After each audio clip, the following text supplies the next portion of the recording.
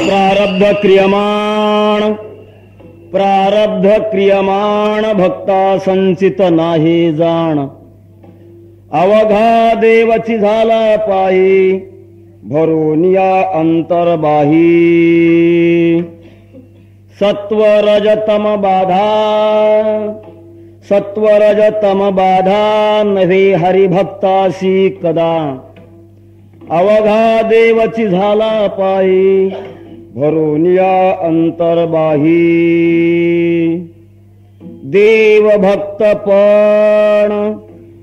देवभक्तपण तुका म्हणे नाही भिन्न.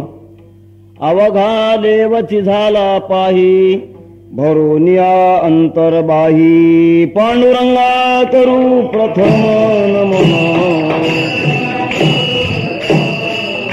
पांडुरंगा करू प्रथम नमन.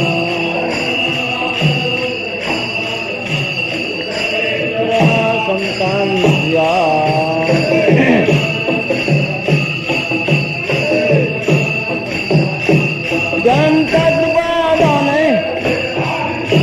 पंचकृपादाने कथेचा विस्तार. पंचकृपादाने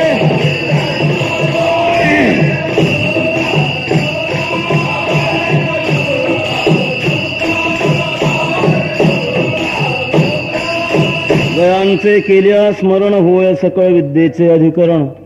तेची वंदू श्रीचरण श्री गुरूंचे ते नमस्कारून आता. काय माझी वाणी मानेल संतासी रंजवू चित्तासी आपुल्या. माझी वाणी तुझे वर्णी गुणनाम ऐसे दी प्रेम काही कळा विठाला विठाला.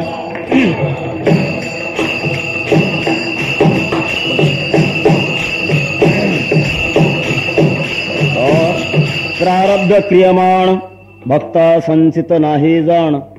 अवघा देवची झाला पाही भरून या अंतर्बाही.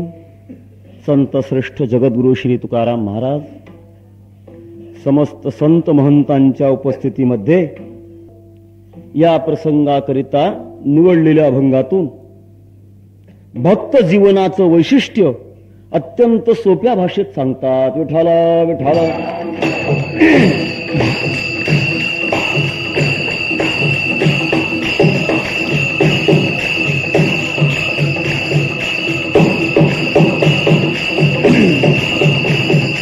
इतर उत्सव आणि या उत्सवामध्ये फरक आहे. देवाचे उत्सव आणि संतांचे उत्सव.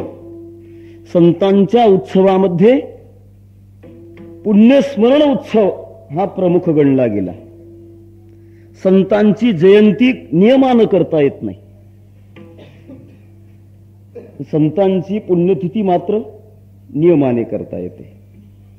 या पुण्यस्मरणाच्या पाठीमागे काही विविध अशा प्रकारचे हेतू आहेत. ज्यांनी यावत आयुष्य जगाच्या कल्याणाकरता शांती करता क्षण आणि कण झिजवला आणि विश्वामध्ये क्रांती करून शांती दिली.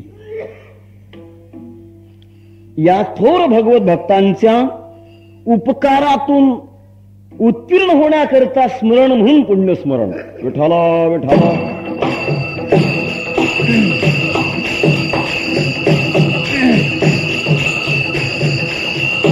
भगवत भक्त क्रांती करतात आणि शांती देतात. इतर असणारी क्रांती ही कदाचित शांती देईल किंवा नाही याची शंका आहे. पण भगवत भक्ताने केलेली जी क्रांती आहे ती निश्चितच शांती देते. आणि म्हणून या क्रांतीकडे बड्यांचं लक्ष वेधल्याशिवाय राहत नाही. ख्याती केली विष्णुदासी, ख्याती केली विष्णुदासी. तुका म्हणे पहा कैसे, तुका म्हणे पहा कैसे.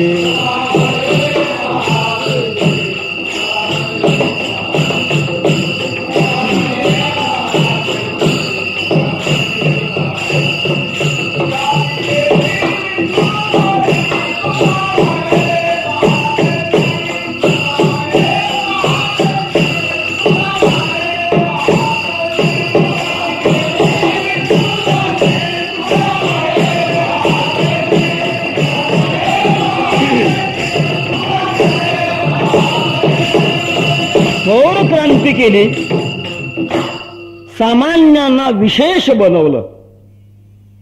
हा विशेष संतांचा आहे. आणि त्यांनी जे समाज जीवनाकरिता दिलं, आपल्या संस्कृतीप्रमाणे धर्माप्रमाणे त्याचं स्मरण करणं तितकंच आवश्यक आहे. नवे नवे मानवी मूल्यापैकी जी अनेक मूल्य आहेत त्यात महत्वाचं मूल्य कृतज्ञता. हे अत्यंत महत्वाचं मूल्य. समाजामध्ये असा दोन प्रकारचा वर्ग असतो, केलेल्या उपकाराचं स्मरण करणारा आणि विसरून जाणारा.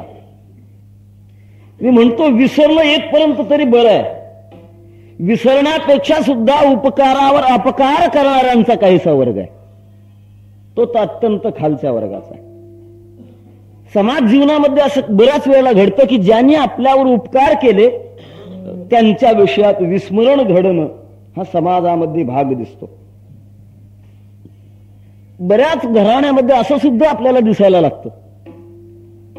पुत्र आपल्या माता पित्यांना सुद्धा विसरलेले दिसतात, त्यांच्या उपकाराला न मानणारे दिसतात. एक सामान्य संसारी गृहस्थ आपल्या पुरुषार्थाचं वर्णन सांगायला लागला. पहा म्हणाला, हे मी घर माझ्याच कारकिर्दीमध्ये बांधलं, एवढी मोठी शेतीबाडी कमवली माझ्यापासूनच, ही सगळी मालमत्ता, आमच्या बाप दादाच्या जवळ काही नव्हतं, हे सगळं माझ्यापासूनच झालं. ऐकणारा थोडा खवीस होता. तो म्हणला, हे सगळं जरी तुझ्यापासून, पण तू मात्र आई बापापासून, हे विसरू नकोस. सांगण्याचा अर्थ असा की आई वडिलांना विसरणारा वर्ग आहे, उपकारांना विसरणारा वर्ग आहे. ज्या संतांनी आपल्या जीवनामध्ये मार्गदर्शन दिलं, प्रखर अशा प्रकारचं ज्ञान दिलं आणि त्या ज्ञानाद्वारे जीवनामध्ये एक निश्चित अशा प्रकारची वाट दाखवली. तुका म्हणे त्यांच्या उपकारासाठी, तुका म्हणे त्यांच्या उपकारासाठी, नाही माझे गाठी काही कर.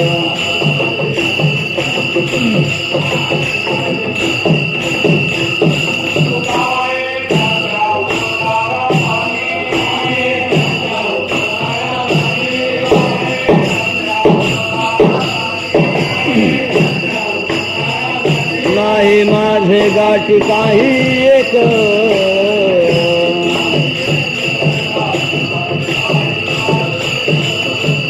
उत्तीर्णता होण्याकरता जीवाजवळ दुसरं काही नाही, फक्त स्मरण करणं एवढंच आहे. वैकुंठवासी गुरुवर्यांच्या बाबतीमध्ये बोलायचं ठरलं तर चातुर्मासाच्या निमित्तानं संबंध आला आणि त्याबरोबरच ज्या वारकरी शिक्षण संस्थेमध्ये काही ज्ञान ग्रहण करण्याचा जो योग चांगला आला, त्याद्वारे महाराजांचा परंपरेचा एक अत्यंत जवळचा संबंध आला. त्यामुळे महाराजांच्या विषयात माझ्यासारख्या व्यक्तिगत जीवनामध्ये अत्यंत आपुलकी आणि जवळपणा हा निश्चितच लक्षात येतो.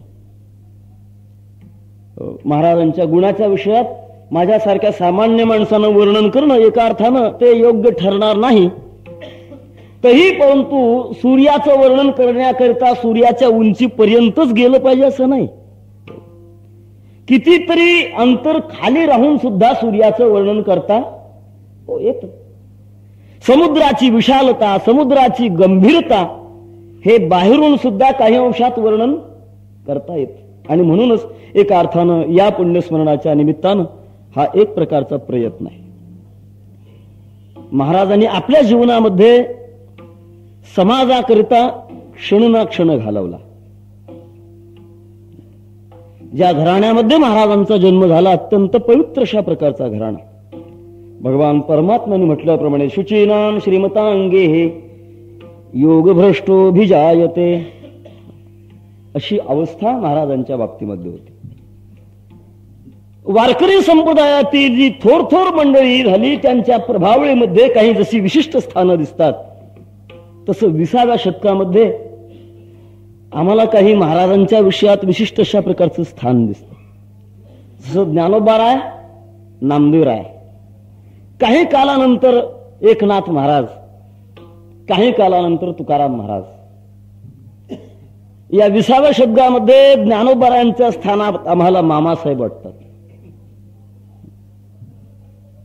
आणि नामदेवरायांचं स्मरण करण्यामध्ये ज्यांचा विशेष वाटा वाटतो ते वैकुंठवासी गुरुनाम गुरु स्वामी महाराज.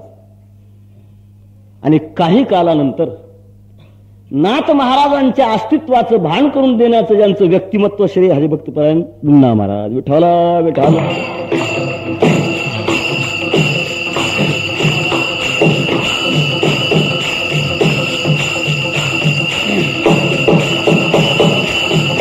बऱ्याच अंशामध्ये असा समन्वय दिसतो, सगळ्याच गोष्टी अनुकूल. पवित्र कुळ, अनुकूल आरोग्य, सौंदर्य, विद्वत्ता, वक्तृत्व, सगळ्याच गुणाचा समुच्चय. कीर्तनकारांच्या पुढे एक मोठी समस्या असते. ज्या समाजामध्ये आपण गेलो तो समाज पाहिल्यानंतर यांच्या पुढे आपण कुठल्या पद्धतीनं कीर्तन करावं अशी मोठी अडचण असते. कारण कीर्तनकारासारखी त्रेधा कोणाचीच नसते. समाज म्हटला की तो सर्वांगीण असतो. विद्वान समाज असतो आणि अशिक्षित अशा प्रकारचा समाज असतो. कीर्तनाच्या विषयाची सरणी मांडत असताना विद्वत प्रचुर अशा प्रकारची सरणी मांडण्याचा जर प्रयत्न केला तर अडाणी समाज असा म्हणत असतो, महाराज अजून शिकायला लागलेत. आणि अडाणी माणसाच्या अवस्थेला धरून जर बोलण्याचा प्रयत्न केला तर विद्वान माणसं म्हणतात यांनी आणखीन पुस्तकं शिवलेली नाहीत. दोन्हीकडून पंचायत असते. पण बऱ्याच वेळेला महाराजांच्या बाबतीत आम्हाला जवळून पाहता आलं. विद्वत समाज असो अथवा अज्ञानी समाज असो, दोन्ही समाजांना समाधान करण्याची अभूतपूर्व शक्ती महाराजांच्या वक्तृत्वामध्ये सामावलेली होती. प्रत्येकाला असं वाटायचं की महाराजांनी आपल्याकरता बरंचसं कीर्तनामध्ये सांगितलं. अशी विशेष अशा प्रकारची वक्तृत्व शैली, बृहस्पतीचं स्मरण करण्यासारखी विद्वत्ता आणि भक्ती जीवनामध्ये परपोष करणारी स्नेहलता, या सर्वांचा समुच्चय महाराजांच्या जीवनामध्ये सामावलेला असं भाग्य वाटायला लागतं की असं सुंदर अशा प्रकारचं व्यक्तिमत्व जवळून पाहायला मिळालं. यापेक्षा मोठ्या अशा प्रकारचा जीवनातला योग तो कोणता. विठ्ठल विठ्ठल.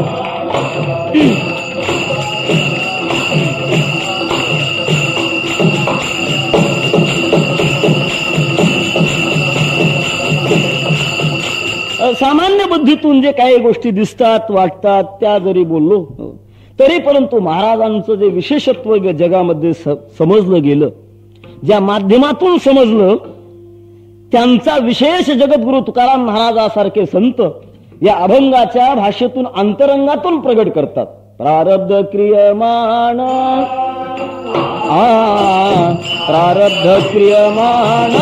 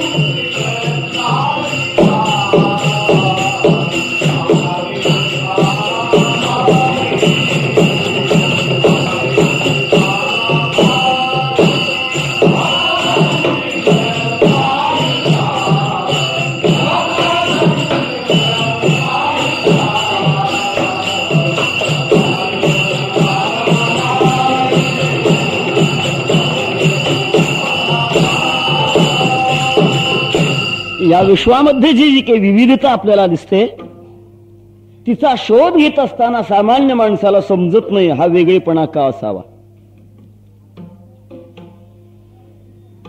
दृश्यातला वेगळेपणा आहे, व्यक्तीतला वेगळेपणा आहे, प्रत्येक वस्तूमध्ये धर्म वेगळा वेगळा आहे.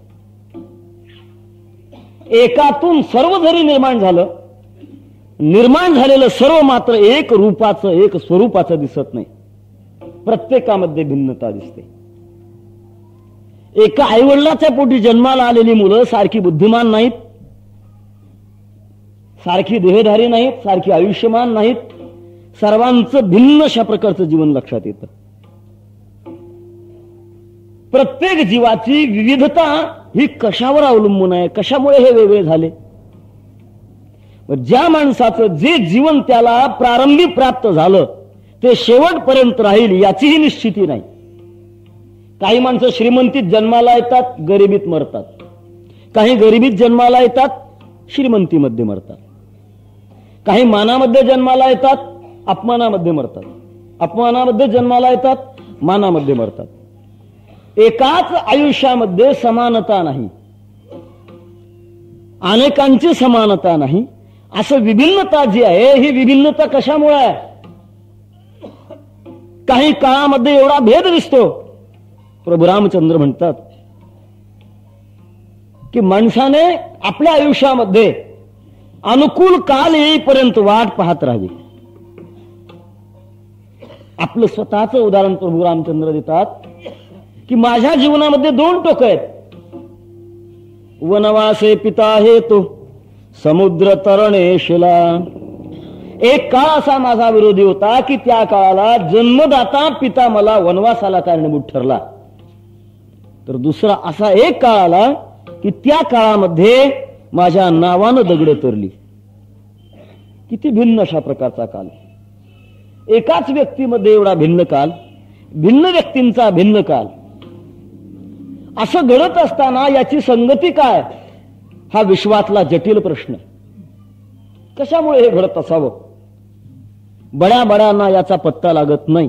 शास्त्राधिकांनी मात्र याचं कारण सांगत असताना महत्वाचं कारण सांगितलं. त्या कारणाचं नाव आहे कर्म.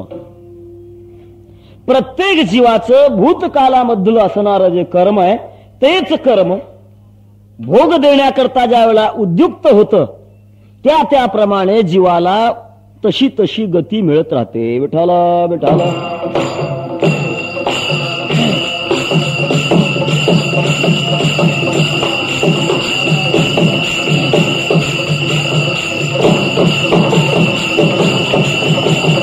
आणि म्हणून या मृत्यू लोकांमध्ये बड्या बड्यांना सुद्धा इच्छा आणि प्राप्ती याच्यातलं अंतर तुटत नाही.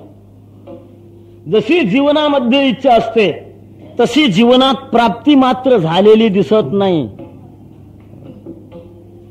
मनसा चिंतितम कार्यम दैवमन्यत्र चिंतेत. मनानं एक चिंतन करावं तर प्राप्ती मात्र दुसरीच प्रकारची घडते. हे कशाचा मूळ आहे? या घडण्याच्या पाठीमागे नियंत्रण कोणाचं आहे का? या गोष्टी अकस्मातच घडतात आणि त्या जीवाच्या दृष्टिकोनातून या जर गोष्टी अकस्मात घडत असतील तर याच्यावर कोणीही मात करू शकणार नाही. आणि दुसऱ्या दृष्टिकोनातून जीवनामध्ये पुरुषार्थ नावाची अवस्थाच प्राप्त होणार नाही. या सगळ्याच अशा प्रकारच्या प्रश्नावर मात करण्याकरिता महत्वाचं चिंतन शास्त्राने सांगितलं. त्याचं नाव आहे कर्म. कर्मानुबंधीनी मनुष्य लोके. प्रत्येक जण प्रत्येक क्षणामध्ये कर्माने बांधलेला आहे. काही विशिष्ट अशा प्रकारची जीवन आपल्याला दिसतात की ती कर्मानं बांधलेली दिसत नाही. कर्माचं त्यांनी उल्लंघन केलेलं दिसतं. पण सर्वसामान्य रीतीने असा नियम आपल्याला दिसतोय की कर्माचं उल्लंघन करण्याकरता इतकं सोपं नाही. ज्या वेळेला वनवासाला प्रभू रामचंद्र निघाले, पहिला मुक्काम, लक्ष्मणांच्या मनामध्ये भावनेचं भरतं यायला लागलं. लक्ष्मण महाराज प्रभू रामचंद्रांना म्हणायला लागले, प्रभो, या विश्वात मला कैकेयी इतकं दुष्ट अशा प्रकारची व्यक्ती दुसरी दिसत नाही. ज्या प्रभूची सकुमार पावलं राजगादीवर आरूढ होणार त्याच पाऊलाला वनवासाचा रस्ता दाखवला. अत्यंत कठोर हृदयाची, पाषाण हृदयाची कैकेयी. भगवान म्हणाले, लक्ष्मणा, कैकेयीवर दोष देण्याचा काहीही अशा प्रकारचा भाग नाही. सुखस्य दुःखस्य नकोपि दाता परो ददातीति कुबुद्धिरेषा. सुख दुःखाचा दाता दुसरा कोणी नाही. सुख दुःखाचा दाता प्रत्येकाचा असणारं कर्म आहे. नियंत्रित अशा प्रकारच्या कर्माने प्रत्येकाला जगावं लागतं. मग असं जर आहे तर माणसाला यातून सुटावं ही जी इच्छा आहे, ही इच्छा सफल होऊ शकते का? एक महत्वाचा सिद्धांत आहे. माणसाला ज्या गोष्टीची इच्छा असते ते या विश्वात कुठे न कुठेतरी असल्याशिवाय राहू शकत नाही. ज्या अर्थी इच्छा होते त्या अर्थी तो विषय असल्याशिवाय इच्छा होऊ शकत नाही. हा बाधित सिद्धांत आहे. तुम्हा मला ज्या अर्थी या बंधनातून तुटण्याची इच्छा आहे त्या अर्थी कुठेतरी एक अवस्था आहे की त्या अवस्थेमध्ये माणसाला ही कर्मबंधनं नाही आहेत. मनुष्य पूर्णपणे स्वतंत्र जगू शकतो अशी एक अवस्था कुठेतरी असलेली पाहिजे. आणि म्हणून इच्छा होते. कोणाच्या जीवनामध्ये ही इच्छा पूर्ण झालेली आहे? निश्चितच ज्याच्या जीवनामध्ये ही इच्छा पूर्ण झाली त्याला भगवत भक्त म्हणतात. भगवत भक्तांना या बंधनाचा कुठल्याही प्रकारचा स्पर्श प्राप्त होऊ शकत नाही. कर्माची बंधनं सांगत असताना कार्य परत्वे एकाच कर्माचे 3 भाग शास्त्राने सांगितले. विस्तीर्ण अशा प्रकारचं साठवलेलं कर्म त्याला संचित अशा प्रकारचं नाव दिलं. मनुष्य जन्मामध्ये चालत असणारी जी काही कर्म आहेत त्या कर्माचा भावी काळामध्ये होणारा जो परिणाम त्याला क्रियमन अशा प्रकारचं नाव दिलं गेलं. आणि जन्मापासून तो मृत्यूच्या टोकापर्यंत जो कर्माचा भोग सुरू झाला त्याला प्रारब्ध अशा प्रकारचं नाव दिलं. जगद्गुरु तुकाराम महाराज त्या शास्त्राच्या शब्दाचा या ठिकाणी अवलंब करतात. सर्वसामान्य माणसांना असं वाटण्याची शक्यता आहे की महाराजांनी हे शास्त्रीय शब्द वापरण्याकरता अभ्यास केला होता कुठे. कारण शास्त्रीय शब्द वापरण्याकरता कुठे ना कुठेतरी शास्त्राची संगती असल्याशिवाय ते शब्द वापरणं अशक्य आहे. पण आपल्याला काही अंशामध्ये या विश्वामध्ये असं दिसतंय की ज्यांना प्रत्यक्षात भगवंताची कृपा प्राप्त झाली त्यांना शास्त्रविरुद्ध अशा प्रकारचं ज्ञान प्राप्त झाल्याशिवाय राहू शकत नाही. याचं ज्वलंत उदाहरण म्हणजे श्री जगद्गुरु तुकाराम महाराज. विठ्ठल विठ्ठल.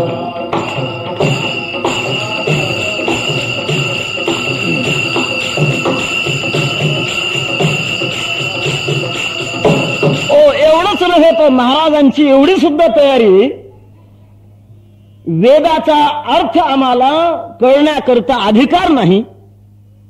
गोकायाक्षर मज नाही अधिकार, तरी पण वेदाचं सार मात्र आम्हाला कळतं.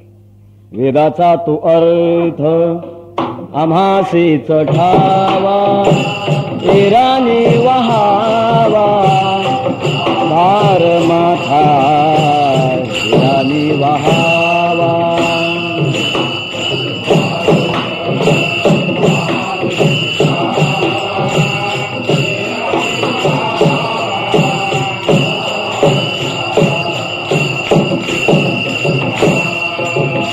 वेदाचा तो अर्थ आम्हासीच ठावा,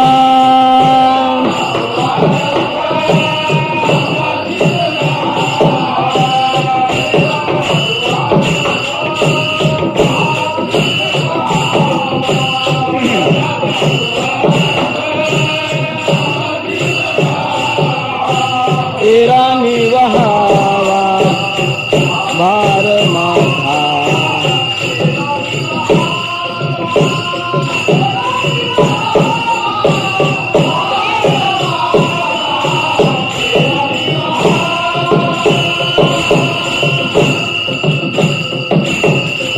आम्हाला शब्दाचा स्पर्श करण्याकरता अधिकार नसेल, शब्दाचा अर्थ मात्र निश्चित आम्हाला त्याचा अधिकार आहे, ते आम्हाला माहित आहे. म्हणून महाराजांच्या वाणीमध्ये वेदाचा जो भाव आहे तो सहज प्रकट झालेला आहे. शास्त्राची संगती न घडताना सुद्धा महाराज शास्त्रीय अशा प्रकारचे सिद्धांत इतके अचूक सांगतात. गाथेचं चिंतन करत असताना बऱ्याच वेळा शास्त्रीय ज्ञान असून सुद्धा महाराजांच्या अभंगाचा अर्थ न कळण्याचे प्रसंग जीवनात निश्चित येतात. इतकी महाराजांच्या अभंगवाणीची गंभीरता आहे. सांगण्याचा अर्थ असा, प्रारब्धाधिक शब्दाची योजना महाराजांनी केली. त्याचं कारण आहे सिद्धांत जो शास्त्राचा आहे की माणसाच्या कर्माशी संबंध आहे. सती कर्म मूले विपाको जात्यायुर्भोगा. कर्माचा विपाक आहे. कर्माच्या विपाकातून जाती, आयुष्य आणि भोग या 3 गोष्टी आपलं कर्म ठरवत असतं आणि त्या कर्माने नियंत्रित होऊन जीवाला जगावं लागतं. मनुष्य जन्मामध्ये कर्माच्या बाबतीमध्ये परतंत्रता आहे, भूतकालातून परतंत्रता आहे, मात्र क्रियमानाच्या बाबतीमध्ये स्वतंत्रता आहे. विठाला विठाला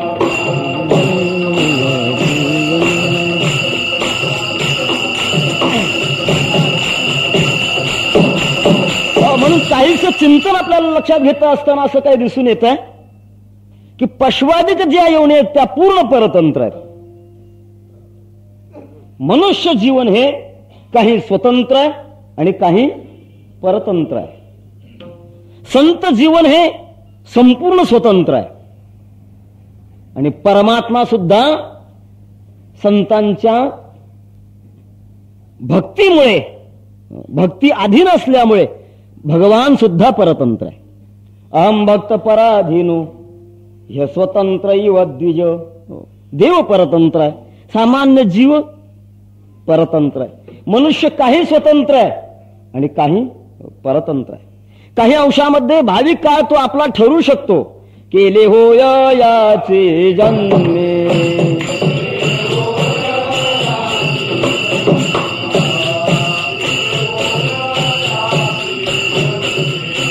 केले होय याचे जन्मे, अवघे विठोबाच्या नामे.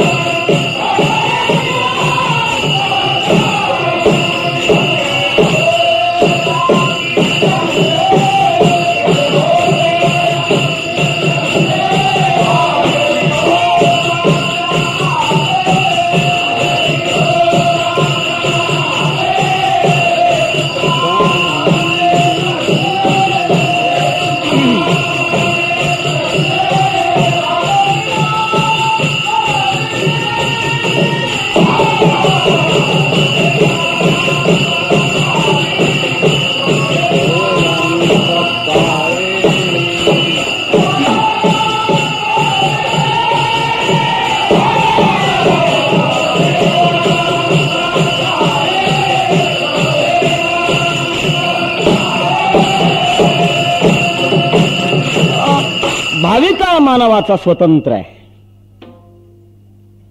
नरदेह निधान लागले हती, उत्तम सार उत्तम गती, देवची होईन म्हणती ते होती, तरी का चित्ते न धरावे.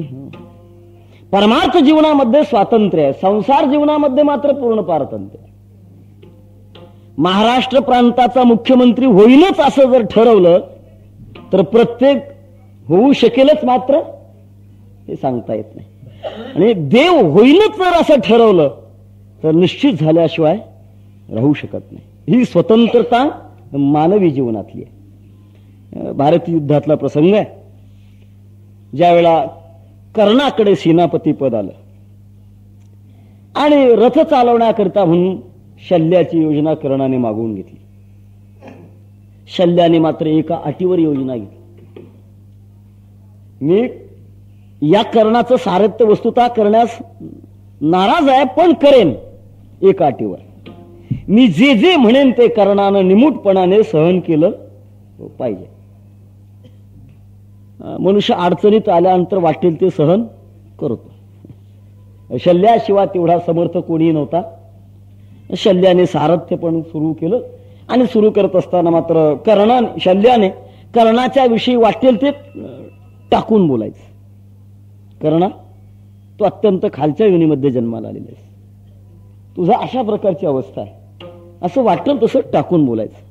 कर्णाने एकाच वाक्यामध्ये शल्याला सांगितलं, शल्या हे लक्षात ठेव, दैवायत्तम कुले जन्म मदायत्तंतु पौरुषम.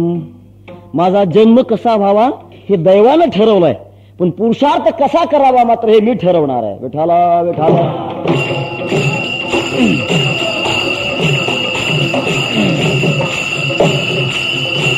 असा ज्यांनी आपल्या जीवनामध्ये पुरुषार्थ सिद्ध केला, त्या सिद्ध पुरुषार्थाच्या जीवनामध्ये ही बंधनं, भूतकालातली बंधनं सुद्धा तुटतात. हा मोठा पुरुषार्थ.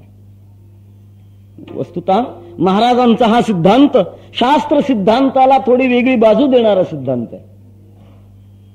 शास्त्रामध्ये अवश्यम भाविभावानां प्रतिकारो भवेद्यदि तदा दुःखै न लिप्येरन नलराम युधिष्ठिरा. बड्या बड्यांना या चक्रातून सुटता येत नाही असं शास्त्रीय चिंतन असताना सुद्धा महाराजांचा भाव मात्र या गोष्टीला बाजू देणार आहे. ते सरळ सांगतात, प्रारब्ध क्रियमाण भक्ता संचित नाही जाण. याच्यामध्ये काही अंशामध्ये ज्ञानाचं आपल्याला पटतं. शास्त्राच्या दृष्टिकोनातून ज्ञानाला संचित नाही, क्रियमान नाही, मात्र उर्वरित प्रारब्ध भोगावंच लागतं. ज्ञानोबारांनी दृष्टांत दिलेले, ज्याप्रमाणे एखादा बाण सोडल्यानंतर जितकी गती त्याला मागवून मिळाली तिथपर्यंत त्याला जावंच लागतं, तसं हे शरीर जितके कालपर्यंत जगण्याकरिता म्हणून मिळालं तेथपर्यंत ज्ञानाला शरीर धारण करावंच लागतं. मुक्ताचे देह तैसे हाले चाले संस्कार वसे. त्या प्रारब्धाप्रमाणे मुक्त आपली दिनचर्या करतो, तो हेतुरहित असतो, पण मात्र जेपर्यंत कर्माची स्थिती आहे तेपर्यंत भोगावं लागतं. हा मुक्ताच्या बाबतीमध्ये आपल्याला सिद्धांत दिसतो, पण तुकाराम महाराजांचं विधान मात्र याहीपेक्षा वेगळं आहे.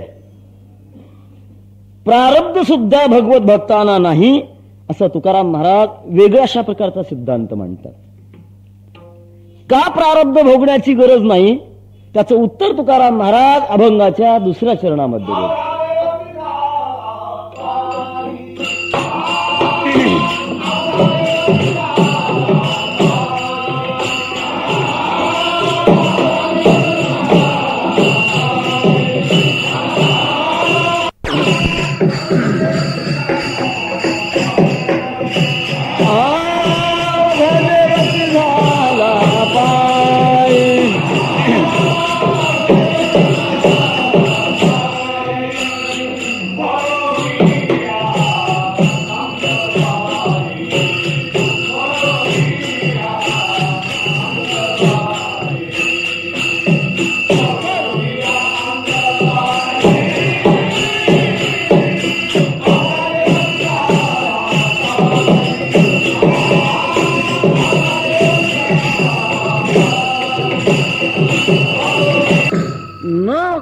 संबंध असल्याचं कारण आहे संपूर्ण पद्धतीप्रमाणे देवाचंच स्वरूप याला मिळालं.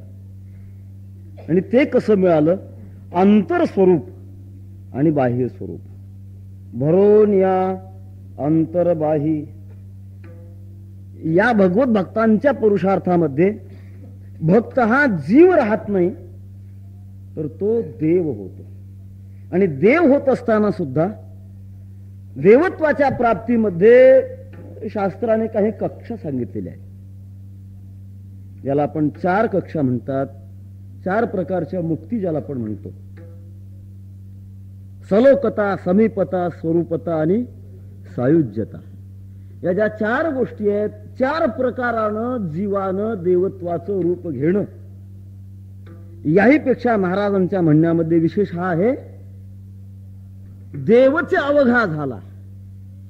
या भक्ताचं देवाचं एवढं अजोडपणाचं नातं झालं. भक्त देव झाला का देव भक्त झाला. अभिन्नत्वामध्ये इतकी विशेषता झाली. जीव हा देव होईल, देवच भक्त स्वरूपानं झाला. भरोन या अंतरबाही आत हरी बाहेर हरी, आत हरी बाहेर हरी.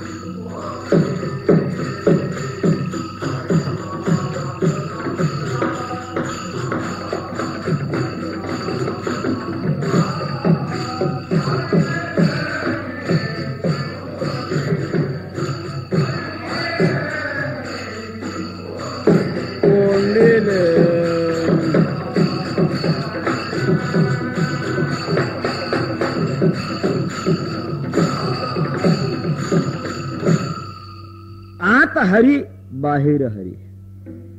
अंतरंगामधले सर्व विकार संपले, अज्ञान संपूर्ण संपून गेलं आणि एकमेव भगवत प्रत्यय अंतःकरणामध्ये येऊ लागला.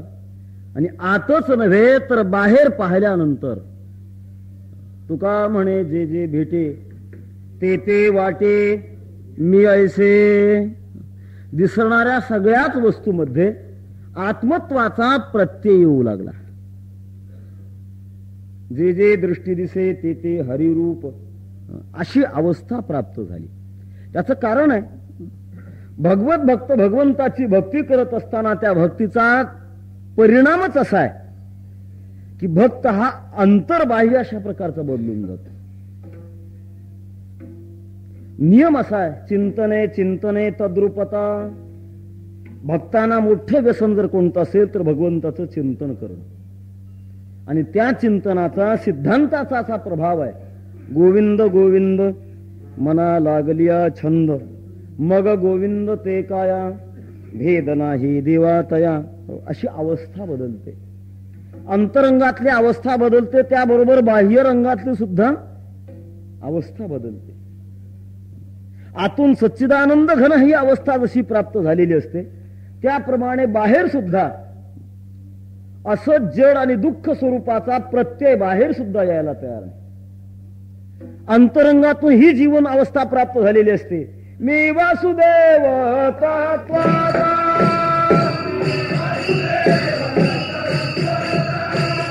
येईल विचारिता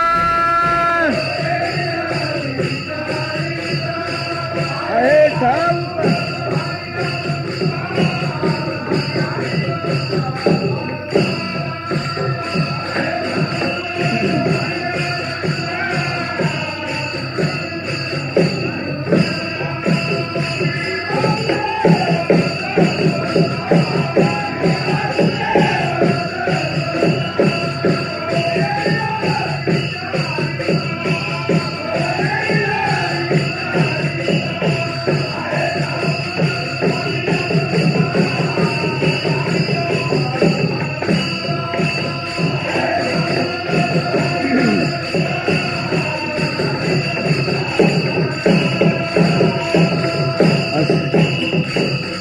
अंतरंगातून एकाच अशा प्रकारच्या गोष्टीचा प्रत्यय वृत्ती तद्रूप झालेली आणि बाह्यरंगामध्ये सुद्धा तोच बदल झालेला.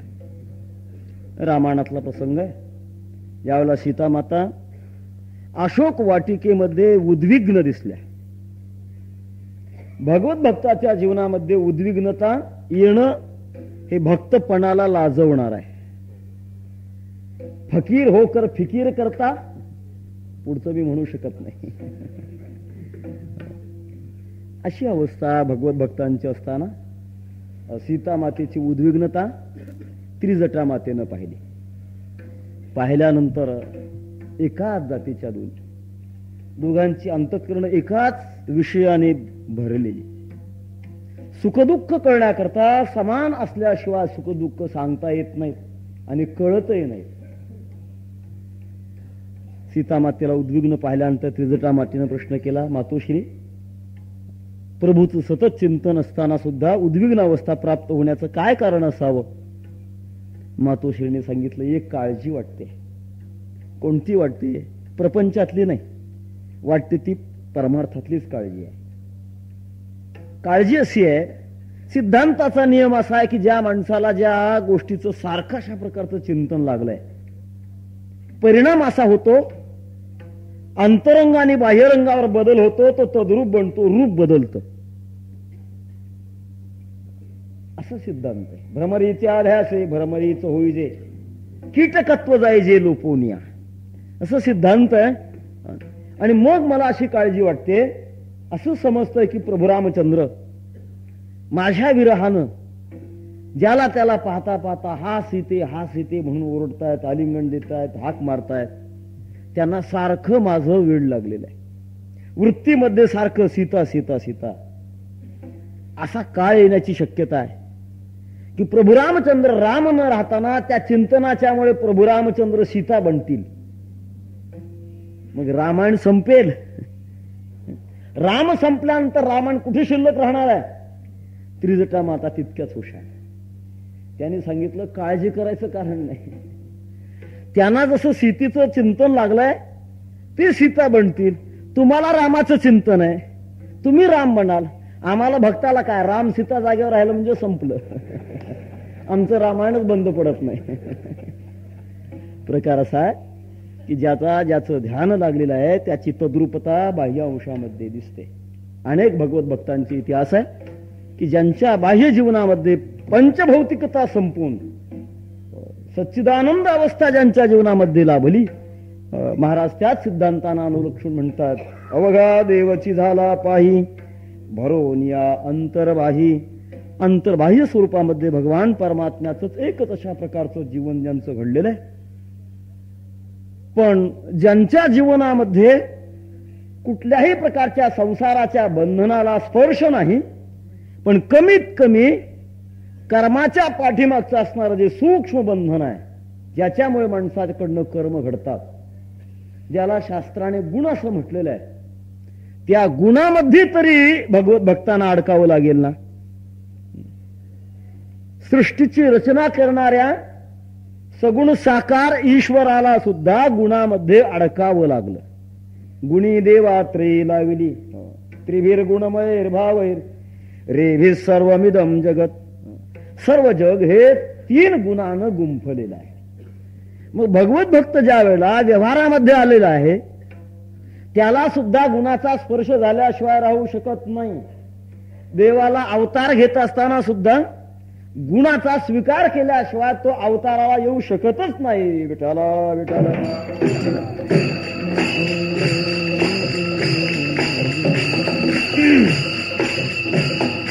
जगद्गुरु तुकाराम महाराज सुद्धा आपला आनंदाचा अनुभव प्रगट करत असताना म्हणतायत, गुणाला विटेवारी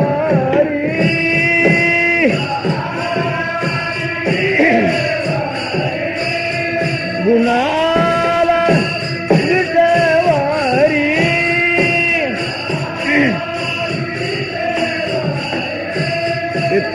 पितांबरधारी सुंदर गो पितांबरधारी सुंदर गो.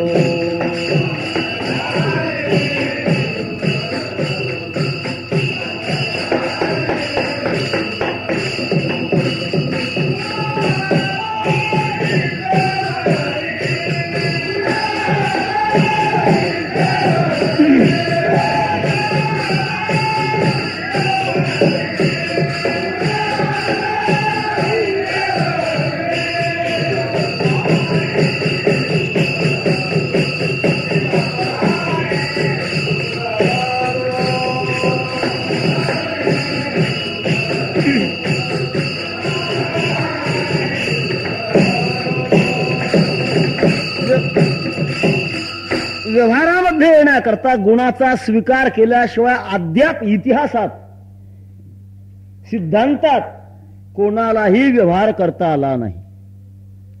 सृष्टीची रचना करायची असेल तर त्याच्याकरता रजोगुण ग्रहण करावा लागतो आणि ब्रह्मदेवाच्या सिद्धत्वातून सृष्टीची निर्मिती करावी लागते.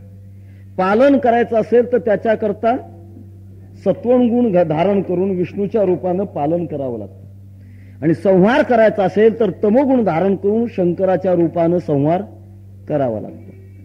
प्रत्येकाच्या जीवनामध्ये गुणाचा प्रादुर्भाव कमी अधिक प्रमाणामध्ये सारखा आहे. एकच जीवनामध्ये गुण आहे अशी व्यक्ती जीवनात आपल्याला कुठेही सापडता येणार, शोधताच येत नाही. ज्ञानाची इच्छा का निर्माण झाली की समजावं सत्वगुण आहे. क्रिया करण्याची इच्छा का निर्माण झाली की समजावं रजोगुण वाढलाय. झोप येऊ लागली, डुकल्या येऊ लागल्या की समजावं तमोगुण वाढलाय. आपले गुण एकात एक मिसळतात.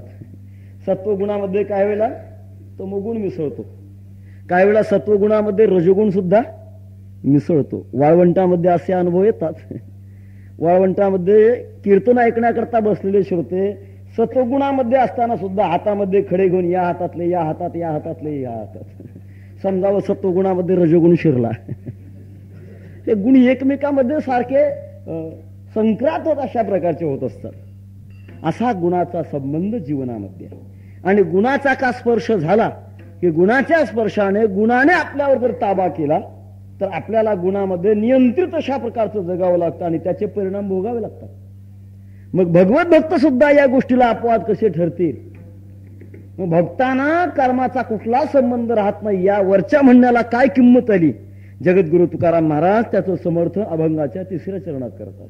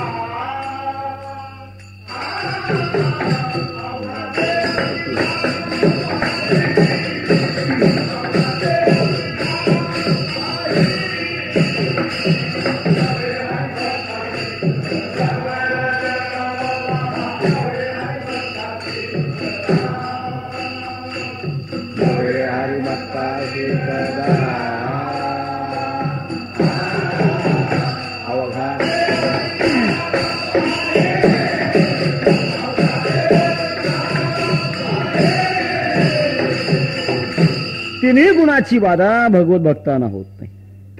सत्वगुणाची जर बाधा झाली तर समजावं अभिमान वाढत असतो. ज्ञानामध्ये बड्या बड्यांना सुद्धा सत्वगुणाची बाधा झाल्याशिवाय राहत नाही. आपल्याला इतिहास माहित आहे. भगवत पूज्यपाद शुकाचार्य विदेह स्थितीमध्ये पुढे चालले असताना मागे शुकाच्या व्यास महर्षी हाक मारतायत आणि एका सरोवराच्या जवळ येण्याचा प्रसंग. स्नान करणाऱ्या स्त्रियांनी आपले कपडे सावरले आणि सावरल्यानंतर व्यासांच्या मनामध्ये शंका निर्माण झाली. माझा तरुण वयातला मुलगा जवळून गेला असताना सुद्धा यांनी कपडे सावरले नाहीत आणि मी वृद्ध असताना पवित्र मनाचा असताना मला पाहून कपडे सावरले. प्रश्न केला, तुम्ही का कपडे सावरले? त्यांनी उत्तर दिलं, म्हणाले तुमच्या प्रश्नातच उत्तर आहे. तुम्हाला या गोष्टीचं सगळंच भान आहे. आम्ही स्त्री आहोत, कपडे आहेत, सावरतो आहोत, हे सगळं भान आहे म्हणून आम्ही सावर. लज्जा कुठं असते? जिथे अभिमान असतो तिथे लज्जा असते. जिथे अभिमानच नाही तिथे लज्जेचा प्रश्नच येत नाही. हे सगळं व्याख्यान शुकाचार्यांच्या कानावर गेलं आणि कानावर गेल्यानंतर शुकाचार्यांना वाटायला लागलं की हम भी कुछ हैं. आपल्या जन्मदात्या पित्यापेक्षा सुद्धा आपला अधिकार मोठा आहे. सत्वगुणाची बाधा झाली आणि बाधा होण्याचा परिणाम अवस्था खाली आली. विठ्ठल विठ्ठल.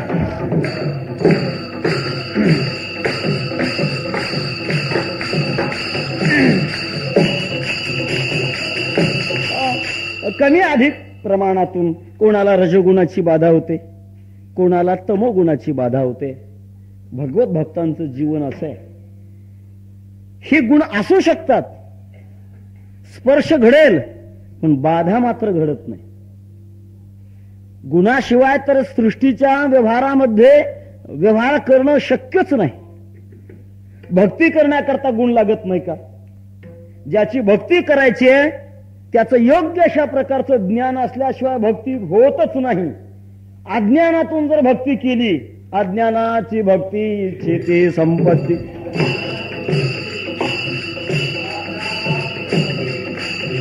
अज्ञानाची भक्ती इच्छिती तयाची येती.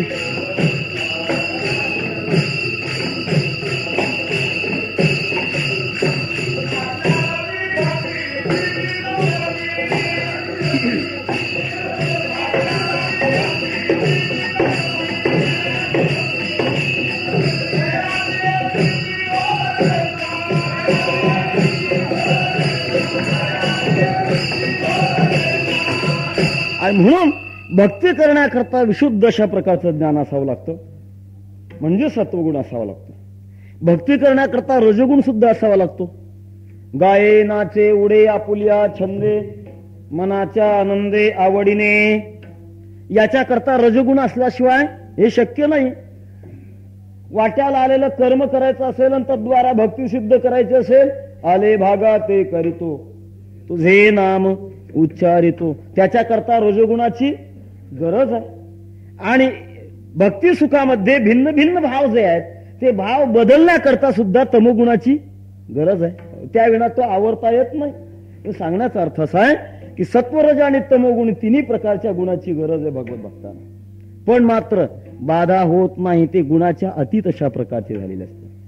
बाधा न होण्याचं कारण आहे की गुण ज्याच्या स्वाधीन आहेत त्यांना गुणाचं वर्चस्व काही करू शकत नाही. जगामध्ये फक्त ज्याच्या स्वाधीन गुण आहे त्याला देव म्हणतात. सगळे गुण देवाच्या स्वाधीन आहेत. म्हणून देवाच्या ठिकाणी गुणाचा आविर्भाव आहे पण प्रादुर्भाव नाही. तुमचा आमचा आविर्भाव आहे आणि प्रादुर्भाव सुद्धा आहे. देवाला मात्र प्रादुर्भाव नाही, आविर्भाव आहे. का? तो गुणातीत आहे, गुण स्वाधीन आहे. एकच अशा प्रकारची शक्ती जगामध्ये की जिच्या स्वाधीन गुण आहेत. महाराज तुम्ही असं वेगळं का सांगता की यांना गुणाची बाधा नाही? तो देव वेगळा आहे. तुकाराम महाराज म्हणतात असं वेगळं समजू नका. देवाच्या मध्ये आणि भक्ताच्या मध्ये अभिन्नता आहे, कुठल्याही प्रकारचा भेदभाव शिल्लक नाही. हे विधान अभंगाच्या 4थ्या चरणात महाराज करतात.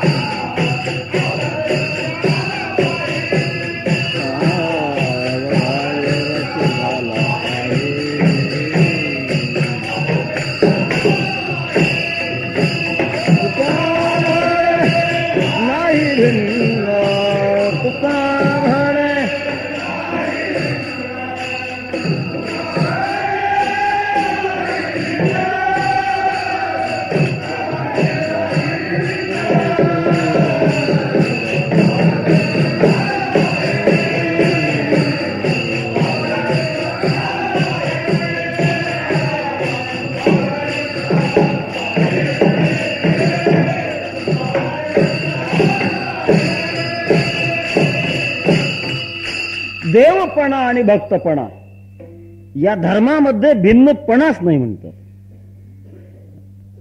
तुका म्हणे नाही भिन्न. देवाचं जसं स्वरूप आहे भक्तांचं सुद्धा तसं स्वरूप. देवाचं जसं सामर्थ्य आहे तसं भक्तांचं सुद्धा सामर्थ्य. भगवान परमात्मा अवताराला येतो. कुठून येतो? वैकुंठाहून येतो. भक्त सुद्धा अवताराला येतात. कुठून येतात? आम्ही वैकुंठवासी आलो याचे कारणासी बोलिले जे ऋषी साच भावे वर्ताया. भगवान स्वरूपानं फार विशाल आहे, सच्चिदानंद घन आहे. भक्त सुद्धा स्वरूपानं सच्चिदानंद घन बनलेले असतात. स्वतः भगवान सुद्धा कबुली देतात. फार थोडा पडदा म्हणतात. आम्हा तया परस्परे बाहेर नामाचीच अंतरे वाचून यातोवट वस्तू विचारे मी तेच ते विठाला विठाला.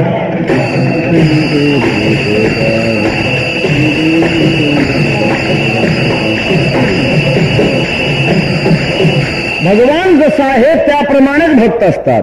हरितैसे हरिचे दासा हरितैसे हरिचे दासा.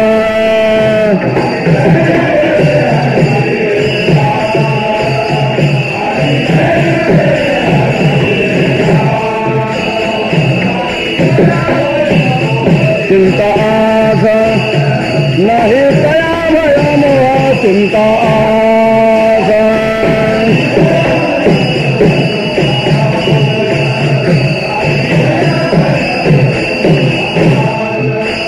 ओनी रामची दास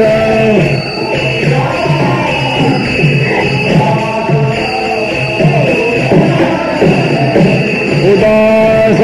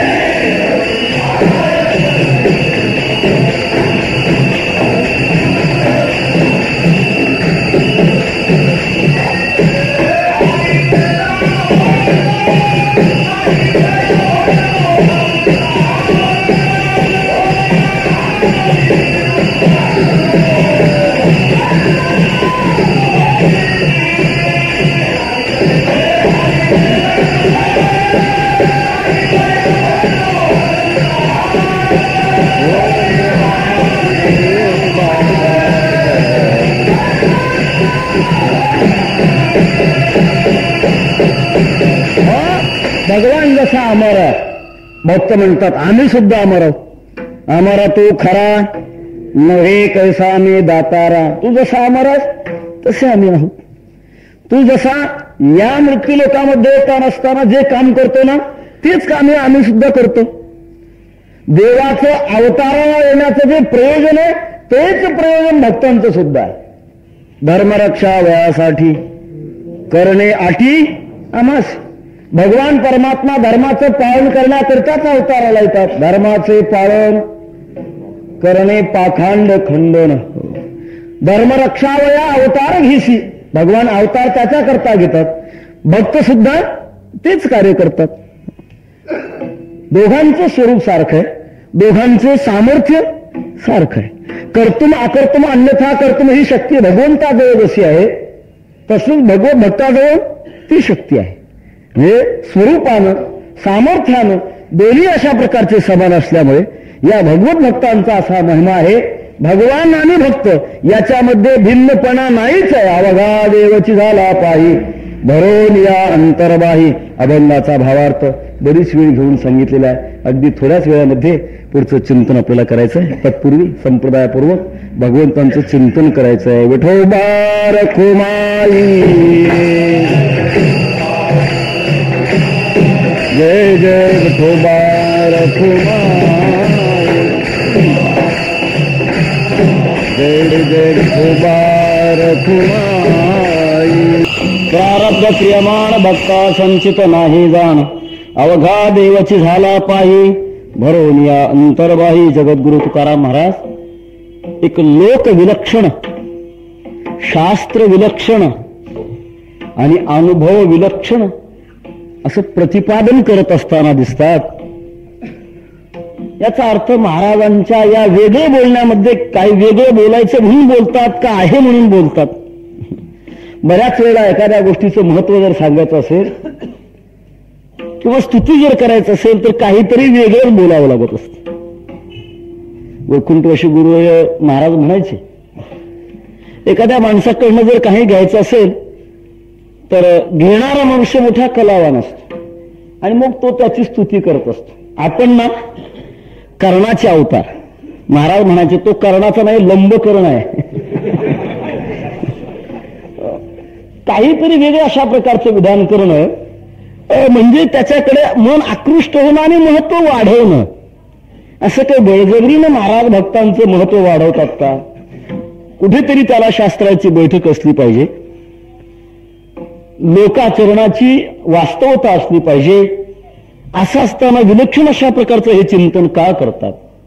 बरं, हा जो बदल झाला तो बदल होण्याचं कारण या भगवत भक्ताचा स्पर्श भगवंताशी झाला म्हणूनच हा बदल झाला. असा भगवत तत्वाशी स्पर्श अनेकाचा होतो, निष्काम कर्मयोगाचा होतो, अष्टांग योग साधना करणाऱ्या योग्यांचा होतो, तत्वज्ञानानं आनंद भोगणाऱ्या तत्ववेत्याचा होतो. त्यांच्या विधानामध्ये कुठेच अशा प्रकारचं वर्णन आपल्याला आढळत नाही. पण यांच्या बाबतीमध्ये महाराज एवढं भडे कशा प्रकारचं वर्णन करतात, का करतात? आणि असा कुठे एखादा प्रसंग आहे का की ज्यांच्या जीवनामध्ये हे सगळंच अशा प्रकारचं भक्ताच्या जीवनात बदलतं? असा कुठे एखादा प्रसंग आहे का? थोडासा विचार करायचा आणि सेवा समर्पण करायची. विठाला विठाला.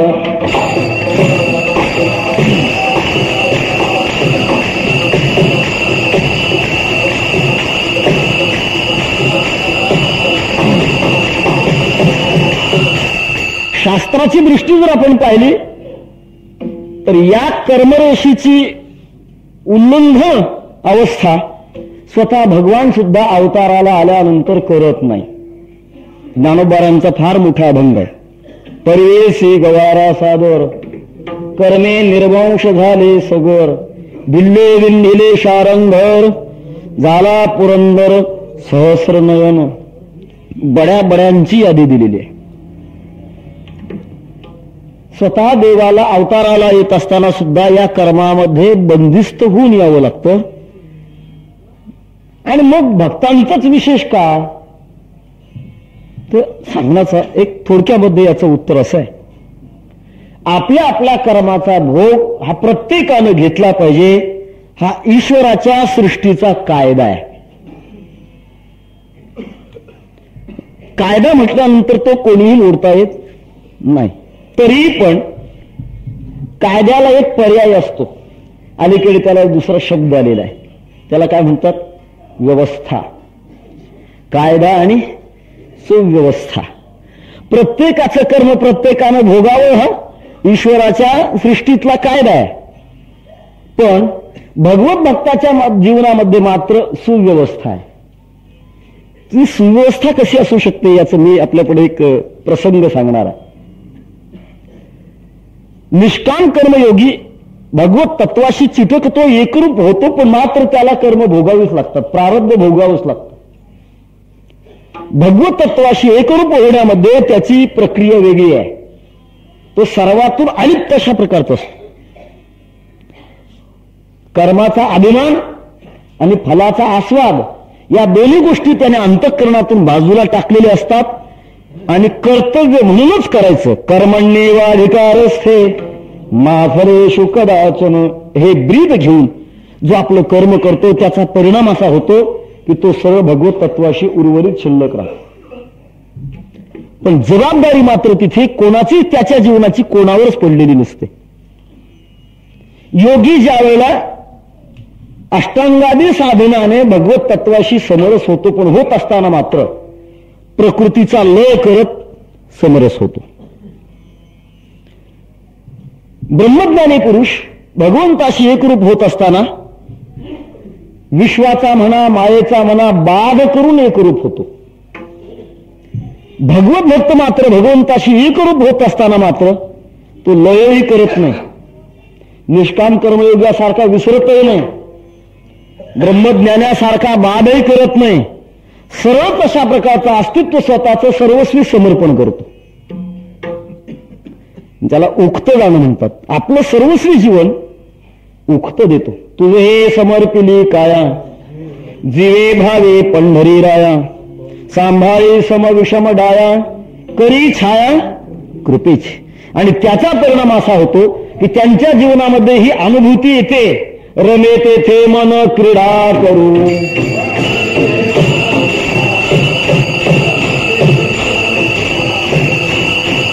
आम्हाला जिथं वाटेल आम्ही तिथं क्रीडा करू, आमच्या इच्छेप्रमाणे आम्ही जगू.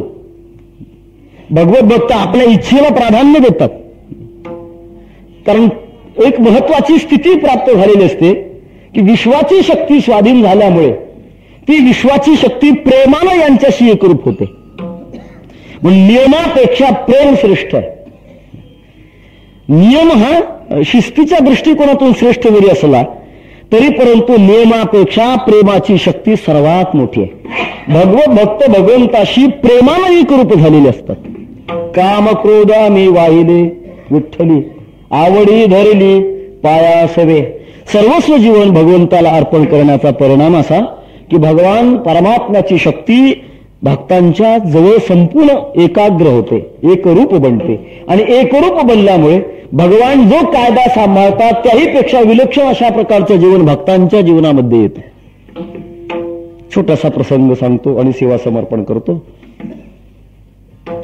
अत्यंत दारिद्र्याने पिढलेले सुदामदेव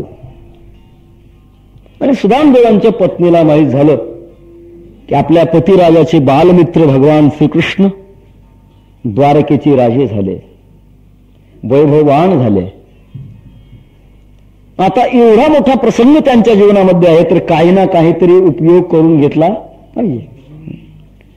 महाराज म्हणायचे माणसाला संधी निर्माण करता येत नाही, पण शहाण्या माणसाचं हे काम आहे की संधीचा उपयोग करून घेतला पाहिजे, संधी साधली पाहिजे.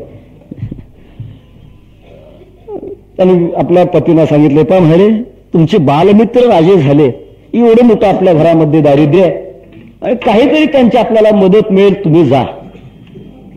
सुदामदेवाच्या मनामध्ये मात्र दारिद्र्य संपवण्याकरता भगवंताकडे जाण्याचं स्वप्नात सुद्धा नव्हतं. कारण दारिद्र्याला दारिद्र्य मानायलाच तयार नाही. दरिद्र्य अवस्था कोणाला म्हणतात? हे भवती दरिद्र्य यस्य तृष्णा विशाला. ज्याची तृष्णा विशाल असते तो दरिद्र्य असतो. यांची सर्व तृष्णा आवरलेली असते. तुका म्हणे अवघी आवरिली वासना,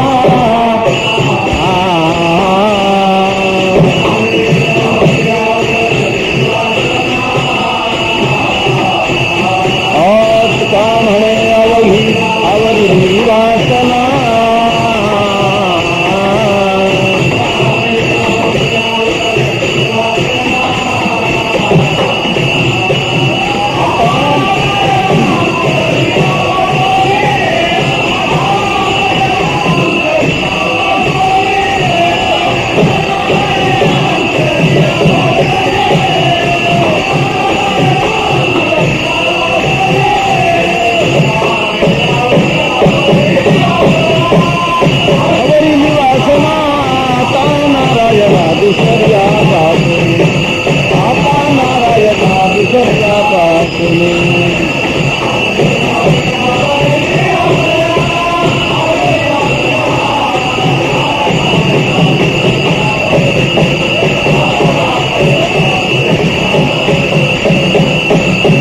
काही मागावं अशा प्रकारची इच्छा नाही, पण एक सुयोग येतो जीवनामध्ये, भगवंताचं दर्शन घडतंय.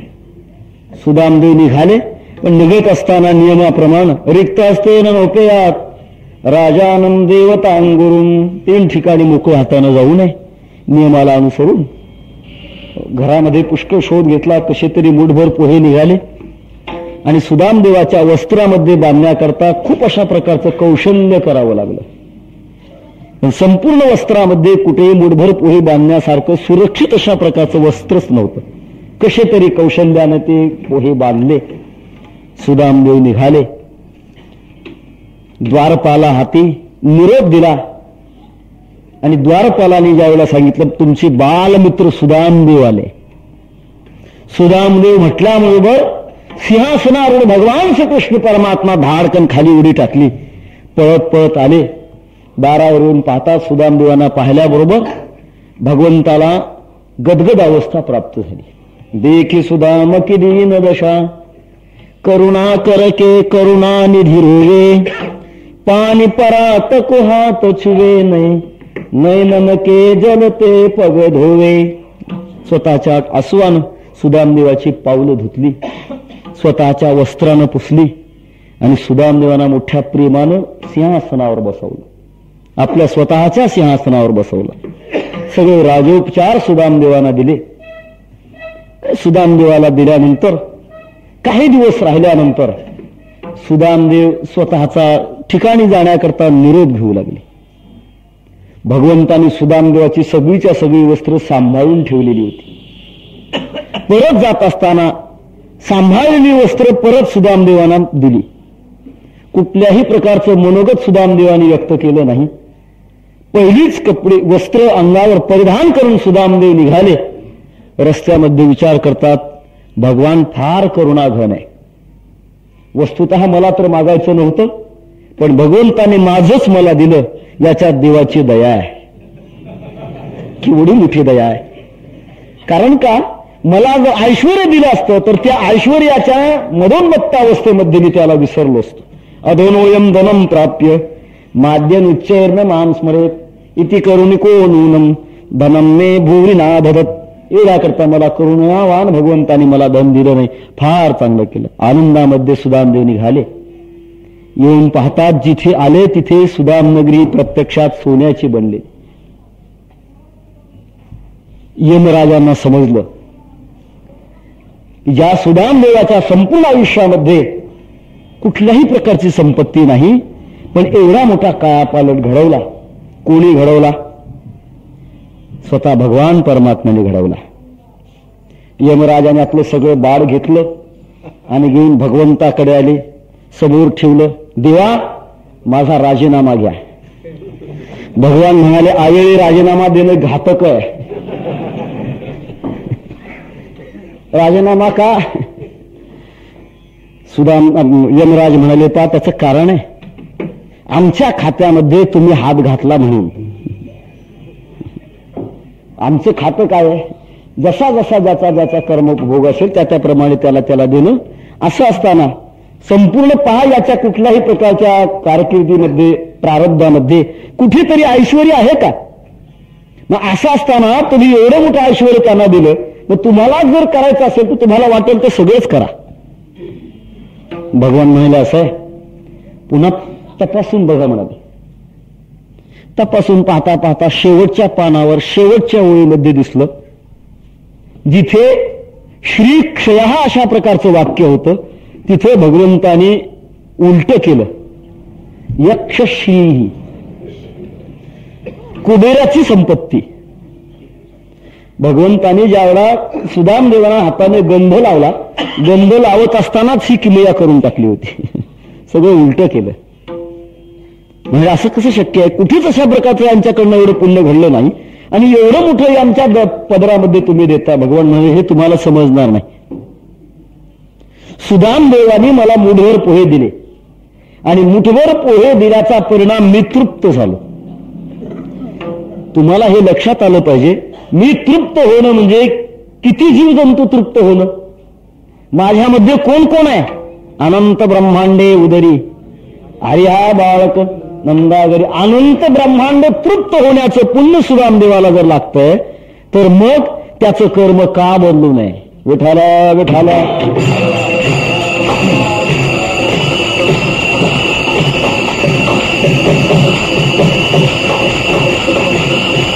विश्वचालक भगवान परमात्मा स्वतः त्याचं बदलतात.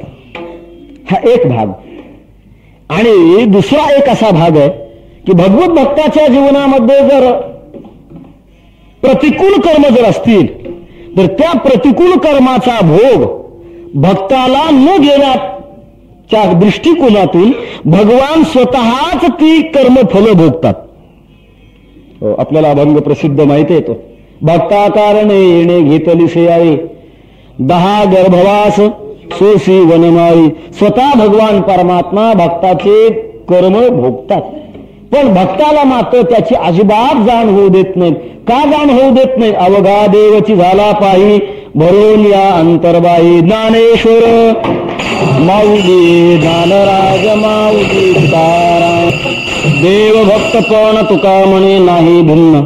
अवघा देवची झाला पाही भरून या अंतर्बाई. भगवत भक्ताची विशेषता ही कर्मी योगी ज्ञानी यापेक्षाही देखील अधिक आहे. आपल्याला अनेकांचे इतिहास माहित आहेत.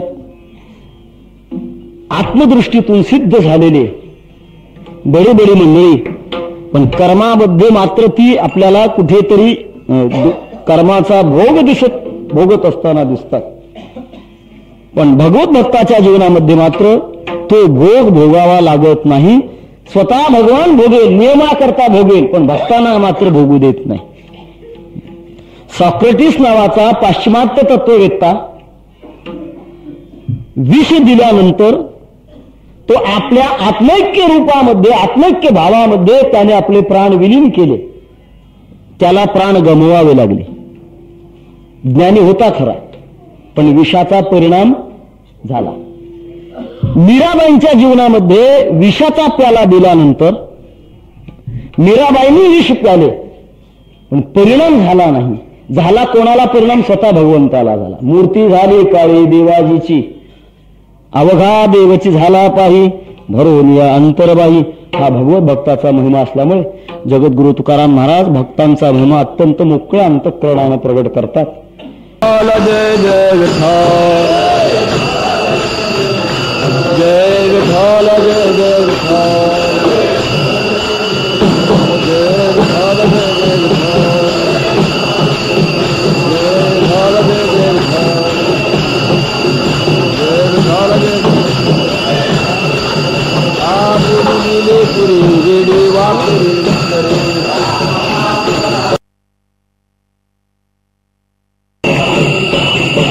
नाही कारिला अधिकार तुका म्हणे ज्ञानेश्वरा राखा पाया चिंता